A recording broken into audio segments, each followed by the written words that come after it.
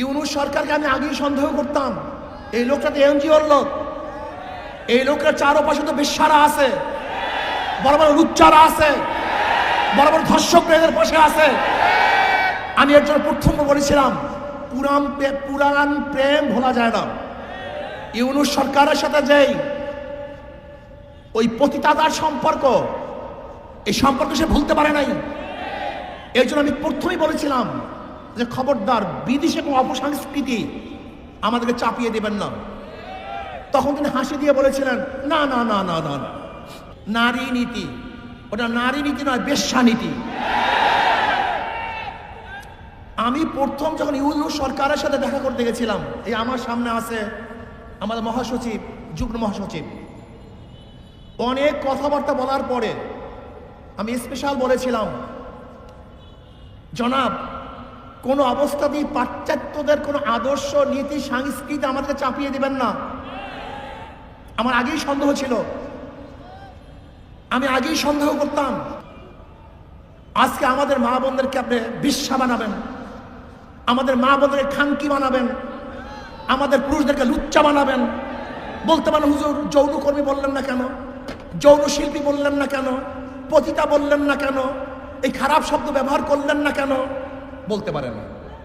আমি তো মনে করি শয়তানেরা, দুষ্টরা এই সমস্ত খারাপ শব্দগুলিকে ভালো শব্দের দ্বারা পরিবর্তন করে ওদেরকে এই কাজে লিপ্ত করতে চায়। সমাজের মধ্যে শব্দগুলি কেন আসছে?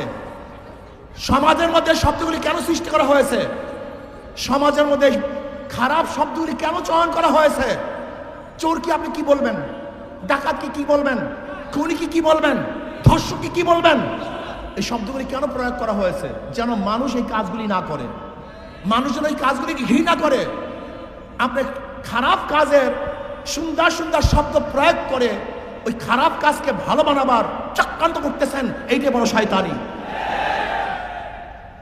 এই নারী নীতি প্রণয়নকারী এরা কারা? এরা কোথা থেকে আসছে? এরা ওই টান বাজারে জন্ম হওয়া লোকগুলি, ওই টান বাজারে জন্ম হওয়া নারীরা একজন ভদ্র বিশিষ্ট সতী নারীদের আইন প্রণয়ন করে কিভাবে? ওই নারীগুলি আমার স্ত্রীর আইন প্রণয়ন করে কিভাবে? ওই নারীগুলি আমার মায়ের আইন প্রণয়ন করে কিভাবে? ওই নারীগুলি আমার মেয়ের আইন প্রণয়ন করে কিভাবে? আমার মেয়ে সতী, আমার স্ত্রী সতী, আমার মা সতী, সে একজন নারী। আমার মায়ের, আমার বোনের, আমার মেয়ের, আমার ফুফির, আমার নানির, আমার খালার আইন ওই বেশ্যারা করবে কিভাবে? ওই বেশ্যাগুলি সাহস কোথায় পেয়েছে? আমি বিশ্বাস করি এই বিশাল চক্রান্ত চলতেছে। ইউনূস সরকারের কে হটাবার এটা চক্রান্ত। সবগুলি ভারতের দালাল, এই সবগুলির সাথে ক্যালকাটা সংযুক্ত আছে, সবগুলির সাথে ক্যালকাটা সংযুক্ত। আপনারা দেখুন, কোন অবস্থাতেই বাতিল নয়। এই প্রস্তাব দেওয়ার সাহস কিভাবে পেয়েছে বাংলাদেশে? ওদেরকে বিচার করতে হবে, বিচারের আওতায় আনতে হবে। এই ঢাকার বুকে প্রকাশ্য থেকে বিচার করতে হবে, যেন ভবিষ্যতে এই ধরনের কোনো প্রস্তাব আনতে কেউ সাহস না পায়। আমার মেয়েকে, আমার বোনকে, আমার ভাগ্নিকে, আমার মাকে বেশ্যা বানাবার যারা চক্রান্ত করতেছে, ওদের চেয়ে বড় শত্রু আর কেউ হতে পারে না। নারী নীতির প্রত্যেকটা পৃষ্ঠায় পৃষ্ঠায় ধর্ম বিরোধিতা করা হয়েছে, প্রত্যেকটা পৃষ্ঠায় পৃষ্ঠায় ধর্মকে অপমান করা হয়েছে, প্রত্যেকটা পৃষ্ঠায় পৃষ্ঠায় এই বাঙালি জাতি সংস্কৃতিকে ধ্বংস করে নতুন এক বিদেশি চক্রান্তকে বাস্তবায়ন করার চক্রান্ত চলতেছে। এটা আমরা মানতে পারি না। মানা তো দূরের কথা, এটা প্রস্তাব কিভাবে দিয়েছে এই ইউনূস সরকারকে জানতে চাই। আজকে বাংলাদেশের সবচেয়ে বেশি সংস্কারের পক্ষে এবং এই সরকার যেন সময় পায় সংস্কারের জন্য, ইসলামী আন্দোলন বাংলাদেশ সবচেয়ে বেশি ভূমিকা পালন করতেছে। তারা প্রথমে যে কথা বলছে, আজও সেই কথা বলছে। আপনাকে সুখে থাকতে কি ভূতে কিলায় নাকি? আপনাকে ভূত পেয়েছে? আপনাকে ভূতে কিলায়? যদি ভূতে পেয়ে থেকে এমন কিলায় শুরু করবো, আপনি টিকতে পারবেন না এক মুহূর্ত। বিয়াকুব নাকি, যেখানে আমরা সবচেয়ে বেশি এদের জন্য ভূমিকা পালন করতেছি, আর উনি ইসলামকে জলাঞ্জলি দিয়ে মনে করছে উনি কিছু দেখাইলেই সবাই বাহবা দিবে। বাংলাদেশের মানুষ চিনেন? এই যে দেখছেন মেট্রো রেল শেখ হাসিনা করছে, মনেও কেউ করে না। যমুনা ব্রিজ করছে, একবার কেউ ভুলে উচ্চারণ করে না। ওনার উন্নয়নের কথা সবাই ভুলে গেছে।